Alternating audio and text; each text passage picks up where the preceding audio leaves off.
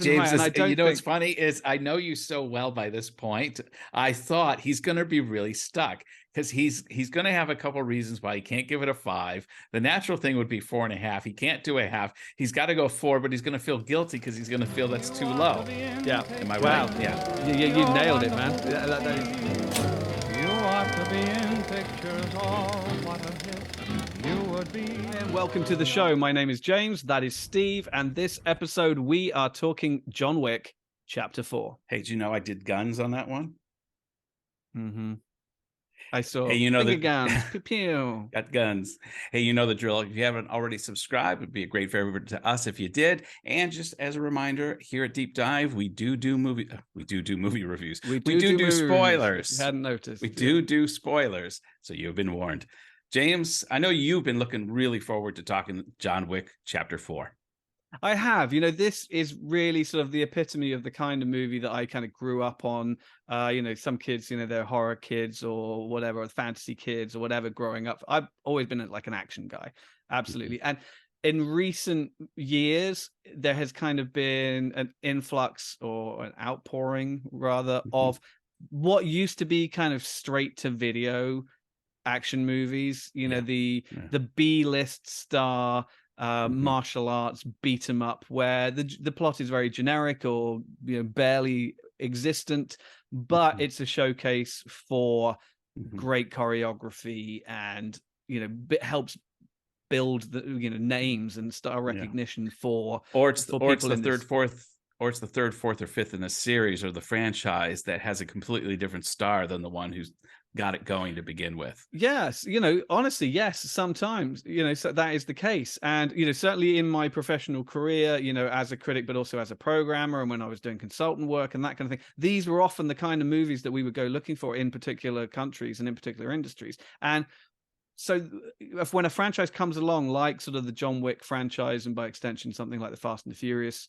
franchise, something like that, where they've got to sort of repopulate, with every sequel going forward, you end up inevitably seeing people in it that you're like, oh, well, yeah, well, that's the guy, who I remember his first no budget Chilean action movie that came out 10 years ago that we put in our festival, or that I caught on streaming platform and reviewed or whatever. And here is like the sort of the biggest stage for all of that kind of thing. And, you saw it also, The Expendables was another big franchise for that, where it's like every episode you got to bring in all of these new stars, all of these new action stars, and again you'd see people like, oh, there's Scott Adkins in that, and so for me, John Wick has been sort of one of those kind of juggernauts, one of those kind of showpiece franchises where you get to sort of just show off some sort of no nonsense action, without all the special effects and the CGI and the bells and the whistles. This is back to basics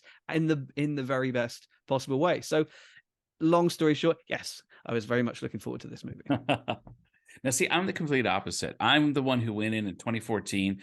I'm a big Keanu Reeves fan. I mean, I've been following Guy's career forever, his highs, his lows. I just like him as a person and as an actor. I remember going in here in Hong Kong to watch John Wick. I went in by myself thinking, okay, I'm going to give this a shot. Got halfway through it. I don't know if it was the state of mood I was in or state of mind or whatever it was, but halfway through, I just thought, this is boring. It's just him shooting people. I feel like I'm watching a video game. I got other things to do, and I walked out.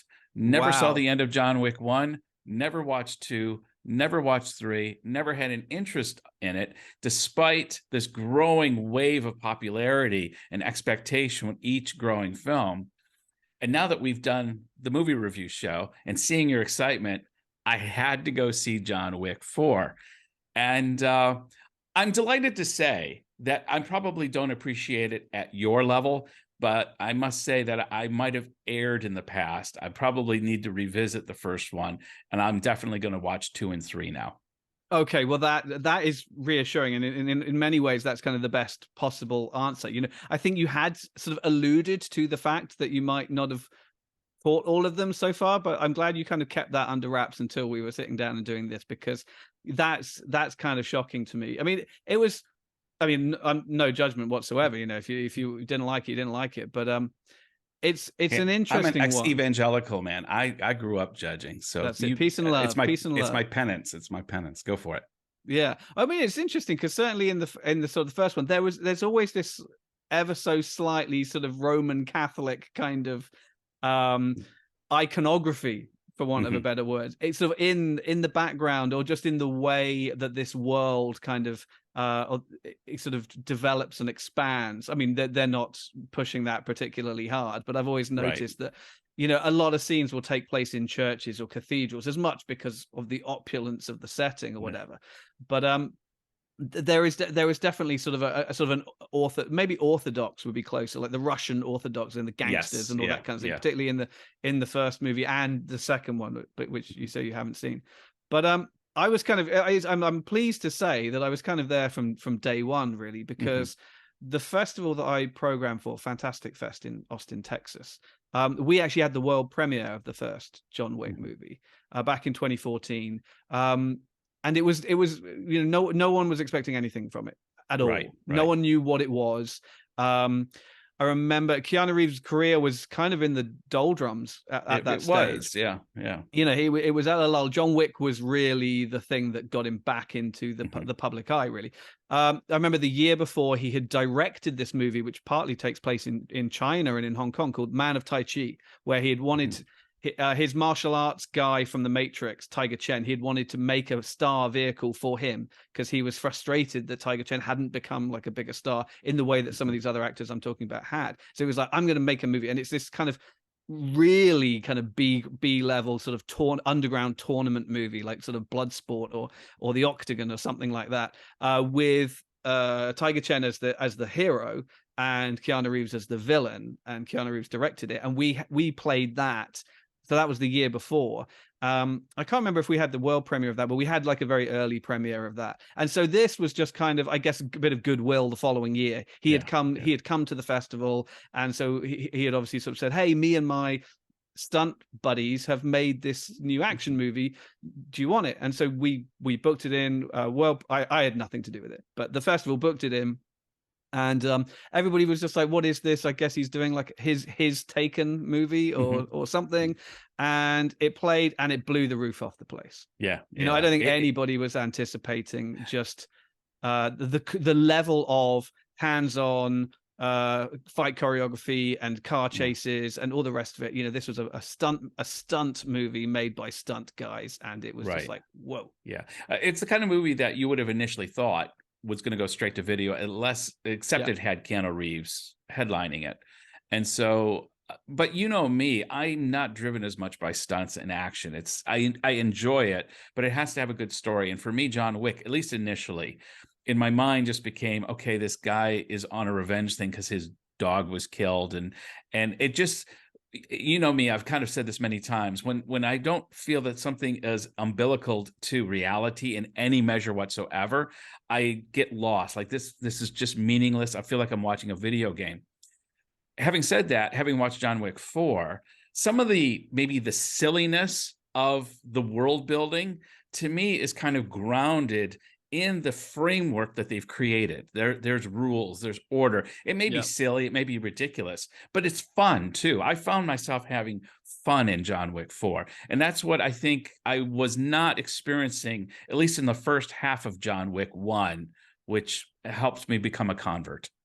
Excellent. I mean, what was interesting about the first one is that it kind of alluded to this whole sort of criminal underworld without really kind of jumping in. You had the hotel and the Continental, and they had the gold coins, and there was kind of like sort of some passwords and secret handshakes, whatever, but that was kind of about it. And you just had this notion that there was this whole world, but it only really becomes explored and revealed in the sequels, you know, and that's where the scale starts getting sort of bigger and bigger, to the point of silliness. You know, it does get, by the time you're in, I think, the third movie, it's like everybody on the street is secretly an assassin working for, you know, under the high table and all of this kind of nonsense. And it does get kind of ridiculous. But what I really appreciated in chapter 4 is they're saying, okay, it's got silly, but now we're gonna we're going to go one louder, as it were. Yeah, You know, yeah. this is operatic. This is Yeah. epic. There's a moment in the very first scene. You know, the very, very first scene is Laurence Fishburne in the sewers of New York, and he sort of says something about, the king is here or whatever. He's referring to himself. But then he lights a match and blows it out. And as he blows out the match, and it cuts to like the sunrise over New York. Now that is from Lawrence of Arabia. The biggest old school, grandiose epic of all time. It's like it's an edit on the scale of the bone turning into a spaceship at the beginning of 2001 Space Odyssey. Right. Absolutely. It is one of the defining, I suppose you call it a match cut.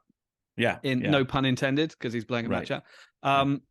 In Lawrence of Arabia, and it's one of those ones that people talk about all the time and how sort of audacious it is and blah blah blah. And they do that in the first scene of when they do that at the end of the first scene in John Wick Chapter 4. I was just like, oh damn, they are going throwing that big. They are throwing down the gauntlet, saying not only are we making the biggest John Wick movie yet and the longest John Wick, but we are going biggest movie of all time. We are going epic on the scale of Lawrence of Arabia. And then obviously it cuts to horse chase through the desert, and you're like, I got it.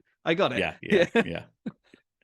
Because this movie is not subtle, and it is definitely overkill, shall we say, for this movie. But it is. I mean, he kills more people in this than COVID did. It was just but I think that's where this is where I can appreciate silliness. Once you cross a certain line and you give me a framework, I can go along with the ride. I mean, typically a 98-pound woman cannot beat up loads of men, but if she's Buffy the Vampire Slayer and she's the Slayer, well, yes, the idea of the Slayer is ridiculous, but at least there's a reason why it operates within this world, and then I can go along for the ride. And for me, I think in John Wick 1, I felt like I'm in this real world, but I'm just watching a video game of a guy that's walking through and just killing everything. Whereas now, like I've said, the framework, and I don't want to repeat myself too much, now I can go along for the ride. You've developed the world, you've developed the framework. Now I understand why this is happening. So now if everybody on the street ends up being an assassin and it's a little ridiculous, that's okay. I've got popcorn, I got a Coke, I'm good to go. Yeah, I mean, I think you're absolutely right, and I feel exactly the same way. I think the one way in which these films kind of differ to a lot of the sort of the indestructible hero kind of narratives that you get in, it goes from everything from James Bond to Indiana Jones to superhero movies and what have you, is that here they say, well, we're gonna actually show you that he can do it. And they do that through the very sort of careful, stylized but grounded sort of fight choreography and what have you. So the effects work in that regard is to an absolute bare minimum. They're like, it's not always going to be Keanu Reeves doing it. He's going to do as much of it as he can, but it's going to be a human person actually doing it, and that is, I think, where the film really works for me and why it works so well, because they're like, this is real. This is a fight sequence. This is a shootout. This is a car chase.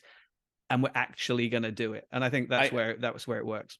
You nailed something for me there, James, because this is not wuxia. He's not flying. He's not running across the room and then doing, it may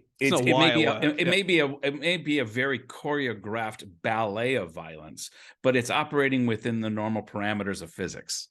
Yes, exactly that. And that's just what I have come to appreciate.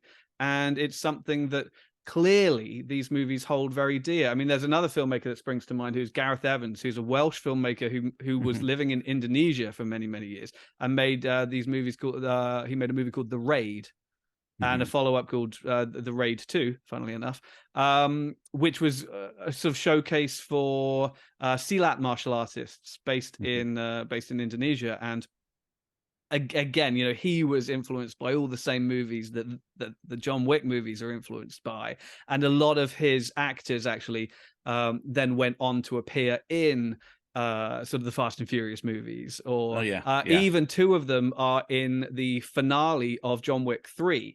Yeah, he comes up against these two, and it's kind of funny because he comes up against these two Indonesian martial artists who not only do they know who John Wick is, because everybody in this universe knows who John Wick is, Sure, they're kind of fanboying at the same time. They're kind of fans of his, even as they're kind of fighting against him, and it's kind of like quite a funny sequence. But so for me, that's how it works, and it's sitting through a lot of Hong Kong movies as well, where you are appreciating sort of the kung fu, the martial arts, the physical prowess of your leading actors. All like bleeds into the same thing, and I think that's where it all comes in, and that is personified here by Donnie Yen being a major part of this movie. I knew he was in it, but I didn't know he was going to be so prominent. Yeah, I just wanted to shift gears to the cast, because the cast was fantastic. And I was, like you said, I was surprised that Donnie Yen really had second billing in this. I mean, he was in this through the whole thing by and large. Yeah. I mean, likewise, I knew he was going to be in it, but to allude to what you were saying earlier about these being structured like video games, that's absolutely true. And it's just level boss, level boss, level boss. And I thought, oh, he's just going to be one of the bosses, but he ends up being an old friend turned adversary turned kind of friend again. It's kind of a very complicated relationship that they go through, and it was great to see him be such a significant part of it.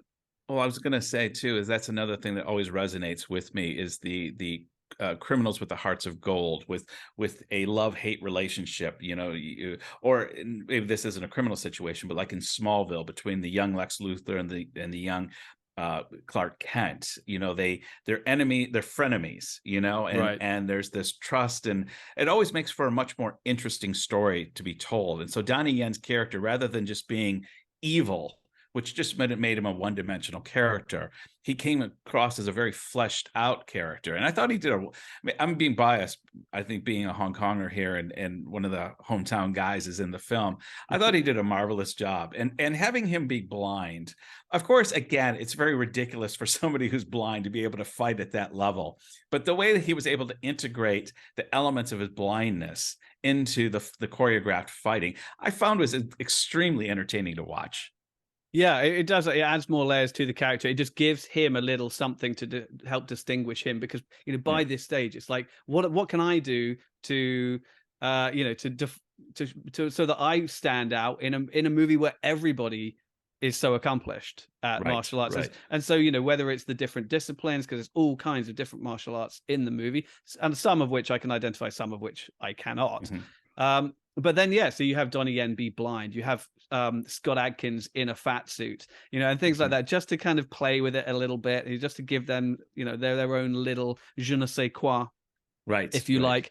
But going back to what you're saying about like it being sort of heroes with a heart, or bad guys with a heart of gold. I mean, that's such a sort of Hong Kong trope as well. The whole heroic bloodshed kind of genre of, yes, they're bad guys, they're triads or whatever they are, they're criminals, but they're also the protagonist, they're the sympathetic character. They also always do this sort of yin yang thing of the bad guy and the cop are two sides of the same coin. Look at all John Woo movies like The Killer or Hard Boiled.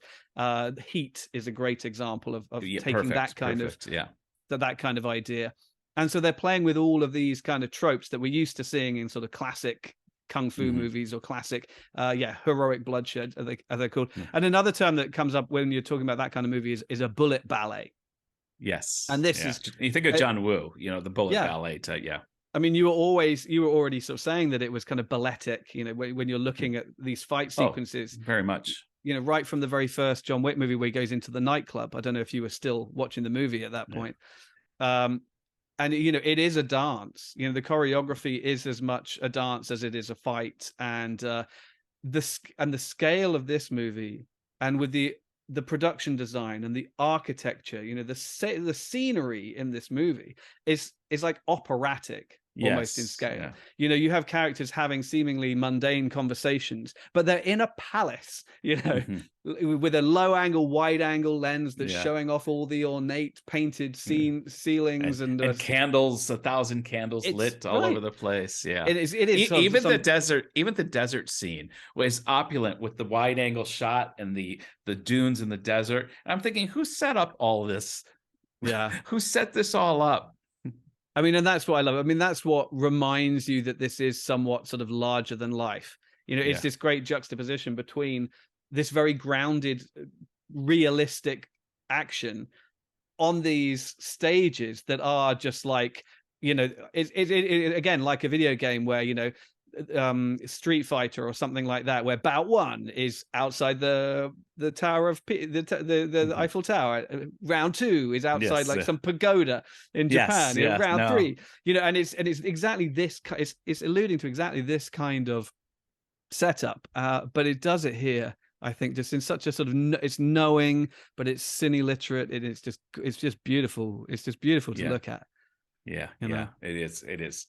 You know, coming back to the cast, another reason why I enjoyed this film was the gravitas. There's our word that we continually use. Of the cast members, whether it's Ian McShane, whether it's the late Lance Reddick. You know, these characters. Even Skarsgård, which Skarsgård is it? Bill Skarsgård. Sometimes I mess up my Skarsgårds, but Bill Skarsgård. All the characters were just, I loved watching them talk. I loved watching their interactions. I loved their banter and back and forth. In fact, I was starting to get the rhythm of the movie so well, where, you know, it's a 3-hour movie, as you said, and I actually had a couple beers in there. Perfect. And so at a certain point, I was going to have to go to the bathroom. And so we get to the scene with Scott Adkins. Is it Scott Adkins? Yeah. And they're playing cards and the whole German scene, and they're having this wonderful dialogue.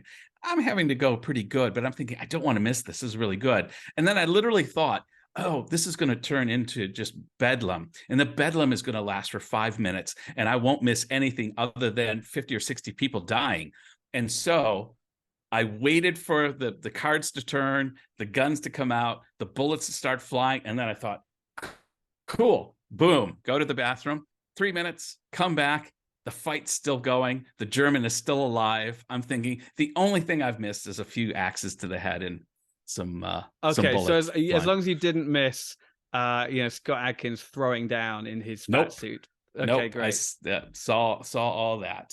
Because that was pretty impressive. But yeah, I mean, the cast is phenomenal, and it goes so deep as well. I mean, we've said Donnie Yen, you've got Hiroyuki Sanada as kind of, you know, who is now like the Japanese Yakuza boss in like every movie. Wasn't he in Bullet Train? He was in Bullet Train. He was in Army of the Dead. He was, I mean, the first English language movie he did was Last Samurai opposite Tom Cruise. And pretty much since then, he's been I think it's because his English is better than most Japanese actors. So, you know, they can lock him in. But his pedigree goes back. I mean, he studied under Sonny Shiba when he was a kid. And, you know, so that he comes from this school of like karate and has been, you know, just he's been more than just a martial artist. You know, he does plenty of like straight up dramatic roles. He's in Ring. You know, the Japanese movie. I've never seen it, but I we'll have to get to that. So he's kind of like, I mean, he is the lead is a woman, but he's like the male lead in that movie. And then much more besides. I loved the actress playing his daughter, Rina Sawayama. Yeah. Who's a British Japanese pop star. This is her very first movie. I thought she nailed it. I thought she was great. I wanted to highlight her. One of the things I really enjoyed about her character is I think sometimes it's difficult when females try to play the tough role. It can come across as exaggerated, and they're trying to maybe show that they can compete with a man. And I don't mean this negative in any way, but she doesn't need to do this at all. She has that gravitas. The way she wasn't just trying to act tough. She was also conveying this genuine, heartfelt love for her father, and anything that was going to threaten her father was going to, you know, mete out her wrath. But it was not done in any over-the-top exaggerated way. I totally bought her character, and I thought she added. I would love to see her in a follow-up spin-off movie. Absolutely. You know, and there are talks about sort of spin-offs. There was going to be like a Continental TV show. I think they're doing something with Ana de Armas called Ballerina. I'm not sure exactly what exactly the details of that are, but yeah, you could totally see Rina Sawayama's character, who, spoilers, because we're going to get into spoilers eventually, survives. She's one of the few characters that does walk away unscathed. One assumes from that final sequence. But yeah, no, I thought she was great. I think maybe what you're alluding to is there can be a tendency to fetishize and sexualize, female characters in these sort of action roles, so that they have to stay sexy. As it's as important that they're sexy as they are strong and violent, and often the that fetishization of them or objectification of them can sometimes take priority, and that's where it gets a bit kind of weird and creepy sometimes. And I felt that certainly wasn't the case here. Yeah, no, that's one aspect. The other aspect is the trope where you have the woman who's the tough woman, and you have to show her beating up a guy to prove to everybody she can be as good as the guy. And every time they have to do that, to me, it's communicating that you don't really trust her to just actually carry the role in her own good stead. And they didn't have to do this with her. I thought she was brilliant. And yeah. That's right. I mean, and to my knowledge, she hasn't really had any sort of fighting background. She's been interviewed quite a lot lately. She's been on the chat show circuit and what have you, which is awesome to see her like breaking out like this. When she took off her jacket when she's going to fight, I was like, dang, that was she's got this kind of like sort of fitted samurai almost kind of suit on underneath. And then there's a sequence where she's been fighting a guy and they're on the staircase and she's like climbing up the back of this guy with two daggers like it's like a ice picks or something. Like, oh man. Brilliant. Absolutely and it's that kind of sense of humor within the context of the choreography that you really appreciate in a movie like this. So there is one other guy that I want to flag out. I mean, like we could highlight every single person in this movie, and they totally deserve to be flagged. And that's Marko Zaror, who is a Chilean martial artist. He basically plays Bill Skarsgård's primary bodyguard, the big really tall guy with the goatee who comes to the hotel in he's all the way through the movie. Really, he comes to the hotel in Osaka, and then he ultimately gets killed on the big steps on the way up to the thing at the end. Finally, took everything to kill that guy. Yeah, including a dog to the nuts. But that's so he is absolutely one of these actors that I have seen come up through nothing. Making these very low budget, what would be straight to DVD, sort of Spanish language South American action movies. And he has a background in all these different types of martial arts. And I have a little funny story about this because he was at Fantastic Fest one year, 2016, when I was there. And the festival fell about 3 weeks before I was getting married. And so unbeknownst to me, a couple of my friends had organized a kind of mini little ad hoc stag do, just drinks thing during the festival, not as part of the festival, but just to get a few people who I knew who wanted to like have a quick drink in the middle of the afternoon, but I didn't know anything about it. And so what happened is I came out of a movie in the middle of the afternoon, walked into the lobby. A couple of my friends are waiting for me there, and Marko Zaror is there, who I know who he is, but I'd never obviously met him before. And they were like, "Oh, hey, James, you're here. Oh, you know Marko, right?" And I reached out to say, "Oh, hi, nice to meet you." And he grabs me and tosses me over his shoulder like I'm a bag of potatoes. He's a big bloke. He's huge. I mean, I'm not a small guy. I mean, I'm 6 foot and 200 pounds, and he literally tossed me over his shoulder, walked me out of the building, and threw me in the back of a van. And they put a hood over my head and they drove me around the block a few times, and then we just ended up at a pub down the road. That's classic. He wasn't there. They had just roped him in to throw me into this van, but it was awesome. And so I saw that him in the trailer for this movie. I was like, hey.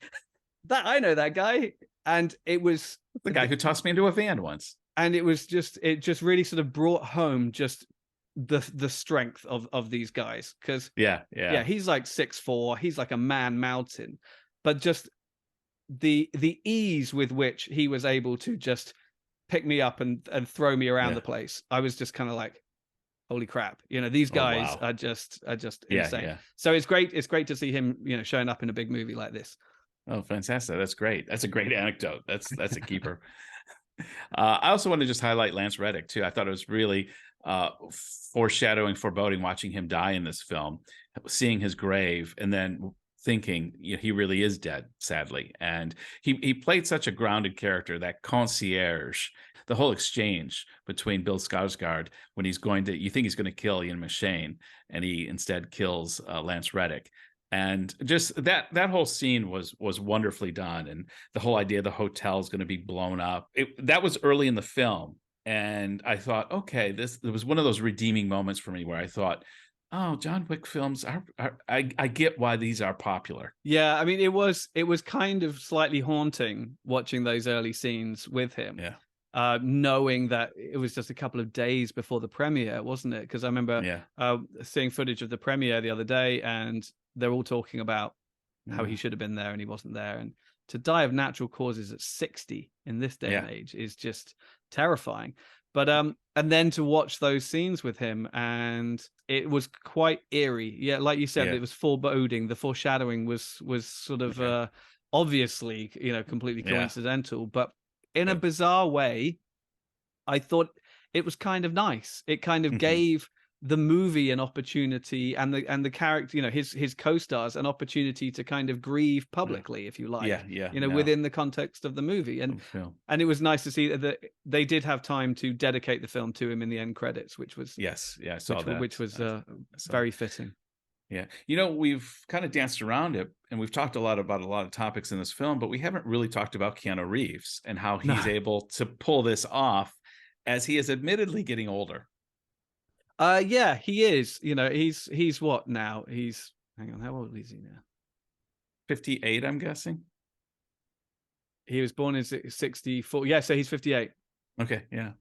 So yeah, he's 58 now, and I mean, we do spoilers in this show, and I was wondering, how much longer they were going to go with this, or how open-ended they were going to leave it, and they don't. No, this one has to assume, at least for John Wick, if not the wider cinematic universe that surrounds it, this is the end, because John Wick does die. Quite fittingly. I think it's incredibly well earned. Do you think if they try to bring him back, it will nullify that well earned ending? Because I thought that was a brilliant, if you're going to kill the character, this is the way to do it. And to me, if you resurrect him now, it's going to undercut what I thought was a very wonderfully done fitting end. Yeah, I mean, I don't know how you can. I mean, because they bury him. You see him laid to rest next to his wife, and and props to Bridget Monahan. She's in one flashback scene in the first movie, and they keep using that same bit of footage over and over and over again in every movie. And she's obviously getting a paycheck for that every time. So good on her. That was a great call, taking that job way back in 2014. But yes, he goes out, I think, on his own terms. And I think that's the only way that really feels satisfactory for a character like this, who, stands up against everybody and can arguably beat anybody. And there is that brilliant moment of foreshadowing when he tells Ian McShane's character, on my gravestone, put loving husband. And I thought for a second, they're going to kill him. That was the first indication. There's not going to be a John Wick 5. This is it. You don't have that conversation unless it's going to happen at the end.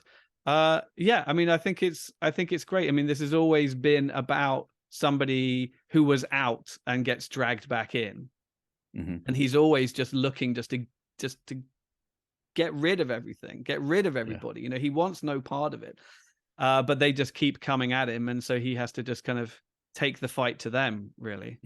Yeah. And so it was the only way that was gonna feel justified, if he went out on his own terms like this, and he totally does, And I mean, it's interesting that it's Donnie Yen, isn't it? Well, it's a combination. Doesn't Bill Skarsgård get a shot? No, Bill Skarsgård shoots.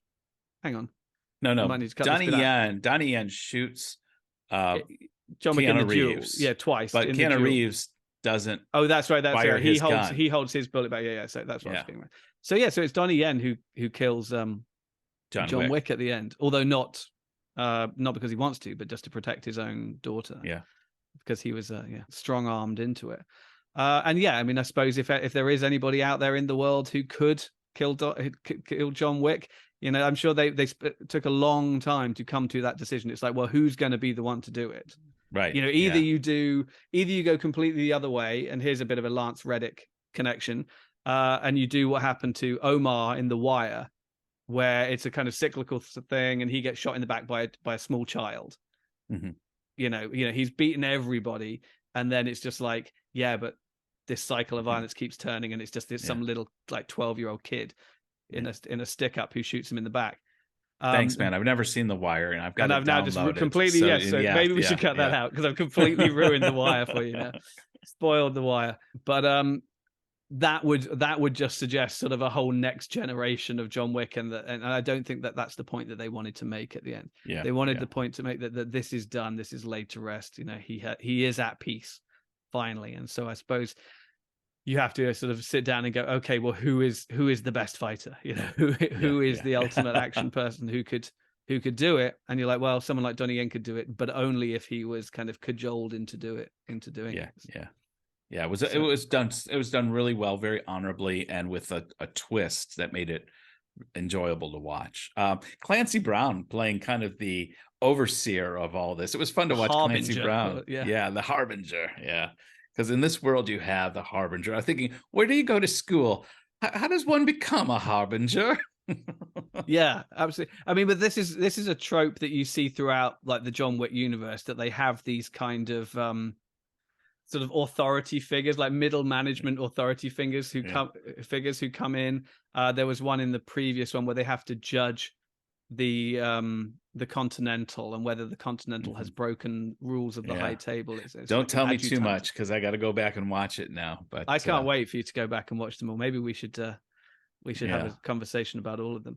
So suffice to say, you know, I thought this was great. I think this was as good a finale as you could really hope for, considering where they have taken it and the massive hole that they have dug for themselves in terms of what this franchise has become.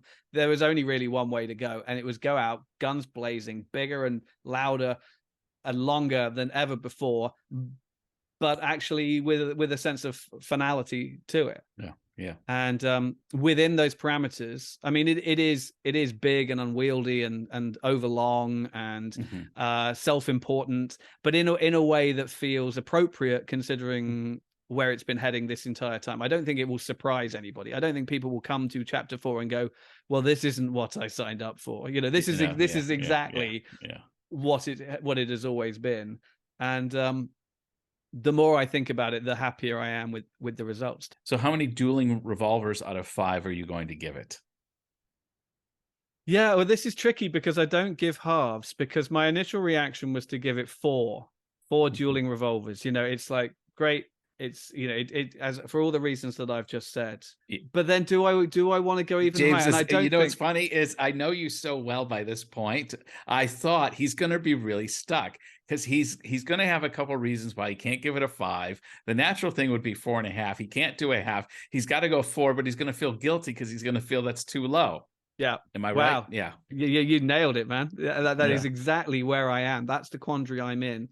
And so, you know what? I would rather in the spirit of this big, grand, ostentatious, triumphant, exploding send-off, I would rather just align all my guns in a row and say I'm right there with you. And at the very least, for now, you know, maybe I'll reassess it in time to come. I'm going to go all in, and I'm going to give it 5. Well done. A perfect fitting send-off review and score from you, James. I once again, are discussing it, and your enthusiasm has modified my score. One of the reasons I didn't put a score yet up on Letterboxd is I, in my mind, was thinking 3.5. This is really, I've gone from walking out of John Wick to recommending the film. But as I've been talking this through with you, I'm thinking, nah, it deserves a 4. And if James is going to go a 5, of course, I'm not. For me, it's somewhere between a 3.5 and a 4. I'm going to go with a 4 because I agree with you. This movie's too long, but who cares? And the fight scenes go on too long, but Who cares? Yes, the guns never run out of bullets, except for that exact moment when there's a great angle to get a shot of a slow motion reload. Then, there's Yep. just it. At the end of the day, it's a fun movie with fun characters in a fun world doing fun things. And they do it really well. It's a 4. Perfect. I could not ask for more from you. Fantastic. Well, that's what we thought about John Wick Chapter 4. What do you think? What do you think about this? Was this a fitting end? Do we cap it off? Or will we see John Wick 5? Will he rise from the dead? Let us know what you think in the comment box below. James? Absolutely. Who are your favorite characters? I mean, who are the actors, martial artists, the action stars that never got into the franchise that you think they missed? Who deserved a shot in this franchise and didn't get their moment, didn't get their time to shine? If they do some kind of spin-off or whatever, who would you like to see in there? I think Ana de Armas is attached in some form. I would love to see Rina Sawayama's character continue on from that post-credit sting. We know that she's she's now tooled up and ready to take matters into her own hands. I'm glad you brought that up. I just sit through 10 minutes of credit because you said don't leave right away. There's an end credit scene. There's just not enough meat to sit through 10 minutes. I timed it. There's 10 minutes of credits you have to sit through to get to about a 30-second teaser. I needed a little bit more. I mean, maybe you've hit the nail on the head. Maybe it is a teaser. Maybe it is, I think it is a teaser. I think it's a taste. It's a taste. Anyhow, until next episode. Bye-bye. You ought to be in pictures all